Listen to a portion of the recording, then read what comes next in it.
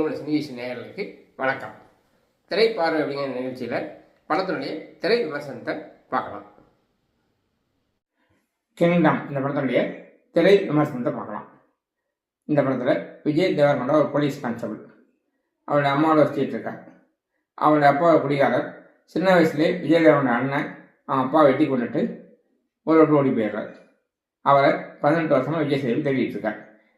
இந்த சந்தர்ப்பத்தில் விஜய் தேவரகொண்டா கூப்பிடுற அவருடைய உயரதிகாரி, ஒரு தீவில் பல சட்டவிரோத குழுக்கள் இருக்குது, அந்த குழுவில் நீ போய் சேர்ந்து அண்டர் கவர் ஆப்ரேஷனாக சில விஷயங்கள் செய்யணும் அப்படின்னு சொல்கிறார். விஜய் சேதுபதி நான் ஒரு கான்ஸ்டபிள் என்ன போய் அனுப்புறீங்களான்னு கேட்கும்போது, அங்கே இருக்க பல குழுக்களில் ஒரு குழு தலைவனாக இருக்கவன் என்னுடைய அண்ணன் தான், அதனால தான் ஒன்று அனுப்புகிறேன் அப்படின்னு சொல்லி அனுப்புகிறாரு. விஜய் தேவரகொண்டா நிறைய பயிற்சிலாம் எடுத்துகிட்டு போகிறாரு. அங்கே இருக்க பல குழுக்களில் ஒரு குழு தலைவனாக இருக்கவர் இவருடைய அண்ணனான சத்யதேவ். பல குழுக்களும் சேர்ந்த பெரிய தலைவர் பாபுராஜ். அவருடைய பையனான விபி வெங்கடேஷ்க்கும் சத்யதேவுக்கும் அப்பப்போ ஒரு சில எழுது. அவனுக்கு விஜய் தேவரகொண்டா பிடிக்காமல் போகுது. ஒரு கட்டத்தில் விஜய் தேவரகொண்டா சத்யதேவ் 2 பேர்ட்டையும் பெரிய அளவு தங்கத்தை கடத்தி கொண்டாங்க, உங்கள் குழுவுக்கு சலுகை தரோம் அப்படின்னு சொல்கிறாங்க. அந்த கடத்தி கொண்ட ஒரு முயற்சியில் போலீஸ் சுற்றி அழைச்சிடுறாங்க. அப்போ விஜய் தேவரகொண்டா நான் ஒரு போலீஸ் அதிகாரி, ஒரு மிஷனுக்காக தான் தேவைப்படுது, எங்களை விடுங்கன்னு சொன்னால் விட்டுடுறாங்க. ஆனால் இந்த விஷயத்தை கண்டுபிடிக்க விபி வெங்கடேஷ் பாபுராஜ்கிட்ட அவன் போலீஸ் ஆளுன்னு சொல்லும்போது, பாபுராஜ் அதை கொஞ்சம் தள்ளி போடு, பின்னாடி பார்த்துக்கலாம்னு சொல்கிறார். அதை ஏற்றுக்காத விபி வெங்கடேஷ் தன்னுடைய அப்பாவை கொலை பண்ணிவிட்டு அவரே தலைவராகிறார். அதுக்கப்புறம் சத்யதேவுக்கும் அவர் பின்னாடி இருக்க குழுக்கும் தண்டனை தரேன் அப்படின்னு சொல்லி சத்யதேவை கொலை பண்ணிவிட்டு அவர் பின்னாடி இருக்க தீவு மக்களையும் கொலை பண்ணுறார். இந்த செஞ்சு விஜய் தேவரகொண்டா வேறு இடத்துல இருக்கார். அதுக்கப்புறம் வந்து பார்க்குற விஜய் தேவரகொண்டா அண்ணனும் ஊர் மக்களும் இறந்துக்கிறத பார்த்து அதிர்ச்சி அடைகிறார். ஆத்தத்தில் கிளம்புறார். அதுக்கப்புறம் என்ன செய்வார் அப்படிங்கிறது பல விதமாக தெலுங்கு படத்தை பார்த்துட்டு இருக்க தமிழ் ரசிகர்களுக்கு நல்லாவே தெரியும். இந்த படத்தை ஹீரோ விஜய் தேவரகொண்டா, ஹீரோயின் பாக்யஸ்ரீ போட்ஸா.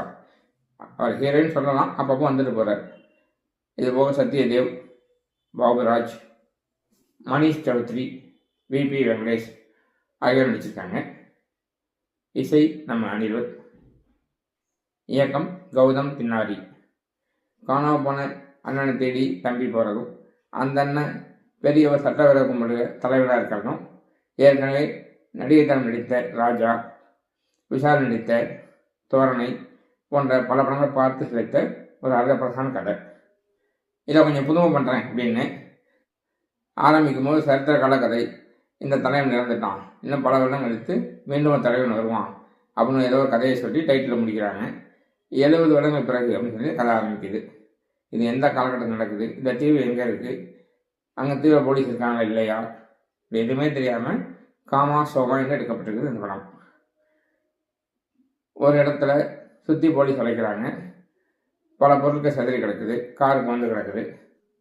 அந்த இடத்துல இந்த காயின் பாக்ஸ் ஃபோன் இருக்கு இல்லையா, லேண்ட்லைன் ஃபோன், அந்த ஃபோன் கீழே கிடக்கு.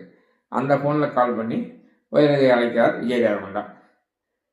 லாஜிக்னா என்ன கொஞ்சம் கூட யோசிக்காமல் இந்த மாதிரி பல காட்சிகள் எடுக்கப்பட்டு போயிட்டுருக்கு.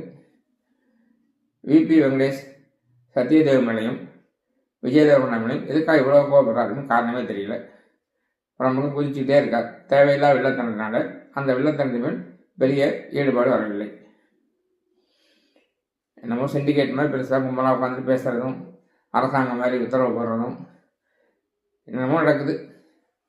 மொத்தத்தில் ஒரு லாஜிக்கலாக படம், மனதில் ஒட்டாத காட்சிகள், தேவையற்ற பிரம்மாண்ட செலவுகள் அப்படின்னு ஏதோ ஆரம்பித்து ஏதோ முடிகிறது இந்த படம். இதில் கடைசியில் விஜய் தேவரகொண்டாவை அரச வாரிசு, இவர் தான் ராஜா அப்படின்னு சொல்லி முடிக்கிறாங்க. அது இன்னொரு காமெடி. எல்லாம் ஓகே. படம் எப்படி ஷார்ட்டாக சொல்லணும்னு கேட்டிங்கன்னா, பிரம்மாண்ட காட்சி அமைப்பு, நிறைய நடிகர்கள், அதிர்பதியான விளம்பரங்கள், இது மாதிரி நிறைய தெலுங்கு படம் வரும். அரசு மக்கள் மீது ஒட்டாமல் போய்விடும்.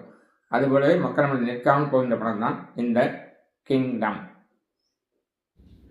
இது போன்ற சினிமா செய்திகளை தெரிஞ்சுக்கிறதுக்கு இந்த சேனலை லைக் பண்ணுங்கள், ஷேர் பண்ணுங்கள், சப்ஸ்கிரைப் பண்ணுங்கள். கூடவே அந்த பெல் பட்டனை ப்ரெஸ் பண்ணுங்கள். எங்களுடைய வீடியோக்கள் உடனுக்குடன் உங்கள்கிட்ட வந்து சேரும்.